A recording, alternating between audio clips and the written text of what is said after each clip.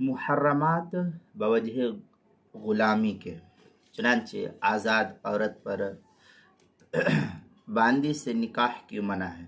آزاد مرد ہو یا عورت ہو، اس سے نکاح کے سلسلے میں کیا حکم ہے؟ چنانچہ یہاں پر جو تفصیل ہے وہ آزاد عورت پر باندی سے نکاح کیوں منع ہے۔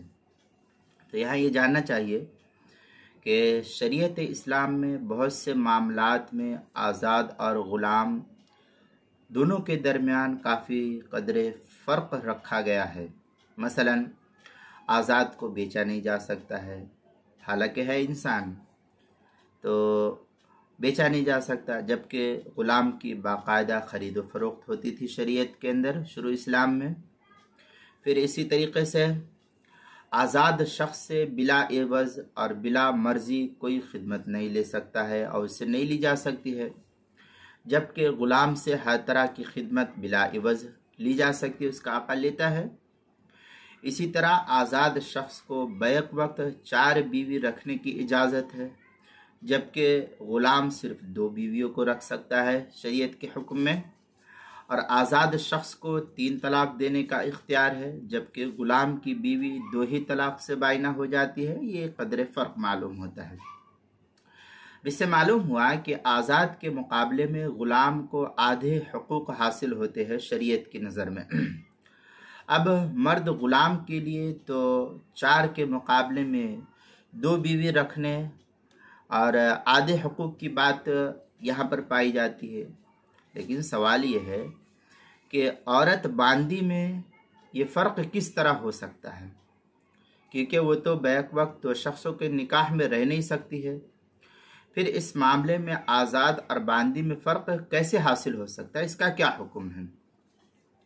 تو اس کے متعلق نبی اکرم صلی اللہ علیہ وسلم نے یہ فیصلہ کن بات ارشاد فرمائی، جس کو سنن الدارقطنی میں نقل کیا گیا ہے۔ فرق اس طرح ہوگا کہ باندی کے نکاح میں رہتے ہوئے تو آزاد عورت سے نکاح حلال ہوگا، لیکن آزاد عورت کے نکاح میں رہتے ہوئے باندی کے لیے اس کے نکاح میں آنا درست نہیں ہوگا۔ یہ صاف الفاظ موجود ہے، چنانچہ تفصیل سنن الدارقطنی طبرانی وغیرہ کے اندر موجود ہے۔ اب یہ تنصیف نکاح کی حالت کے اعتبار سے ہے، کیونکہ انجام کار عام طور پر 2 ہی حالتیں ممکن ہو سکتی ہیں۔ پہلی حالت یہ ہے کہ پہلی حالت میں کہ باندی سے نکاح، جبکہ پہلے سے کوئی آزاد عورت نکاح میں نہ ہو۔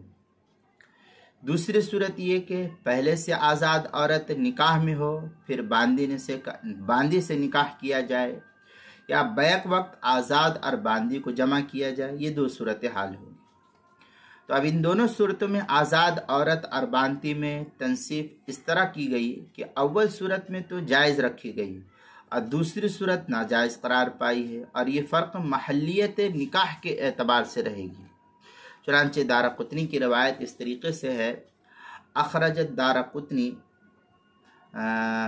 عن عائشہ رضی اللہ تعالی عنہ قالت قال رسول اللہ صلی اللہ علیہ وسلم طلاق العبد تطلیقتان الحدیث الى ان قال وتتزوج الحرة على الامة ولا تتزوج الامة على الحرة۔ اس طریقے کی عبارت سنن الدارقطنی کتاب الطلاق جلد نمبر 4 صفحہ نمبر 26 حدیث نمبر 3957 جو مکتبہ دارالایمان سہارنپور یو پی سے چھپا ہوا ہے، انڈیا سے۔ فتح القدیر 3 جلد صفحہ 236 پر اس کو نقل کیا گیا ہے۔ ہدایہ کے اندر ہے وَلِأَنَّ الْمَرَقَ أَثَرًا فِي تَصْنِيفِ النِّعْمَةِ فَيُثْبِتُ بِهِ حَلَّ الْمَحَلِّيَّةِ فِي حَالَةِ الْإِنْفِرَادِ دُونَ حَالَةِ الْإِنْضِمَامِ۔ اس طریقے کی عبارت جو ہدایہ 2 جلد صفحہ 331، فتح القدیر 3 جلد صفحہ 227 جو اشرفی بک ڈیپو دیوبند کا چھپا ہوا نسخہ ہے۔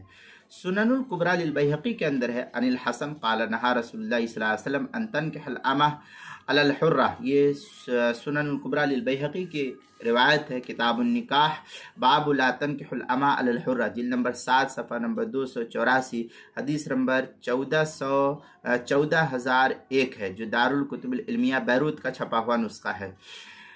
मुसन्नफ़ अब्दुर रज़्ज़ाक़ में है अन जाबिर बिन अब्दुल्लाह रज़ियल्लाहु तआला अन्हु ला तनकिहुल मरअ अलल हुर्रा। इस तरीके की इबारत जो है मुसन्नफ़ अब्दुर रज़्ज़ाक़ के 7वीं जिल्द सफ़ा 265 हदीस नंबर 13088 है, जो बैरूत का छपा हुआ नुस्खा है। अब यहाँ ये कि मज़ीद तफसील है कि बाज़ हज़रात ने ममानियत की इल्लत पर बहस करते हुए ये भी फरमाया कि बांदी से निकाह करने से आज़ाद औरत को ज़हनी तौर पर कुल्फ़त होती है, तकलीफ़ होगी, इसलिए यहाँ ये मना किया गया है।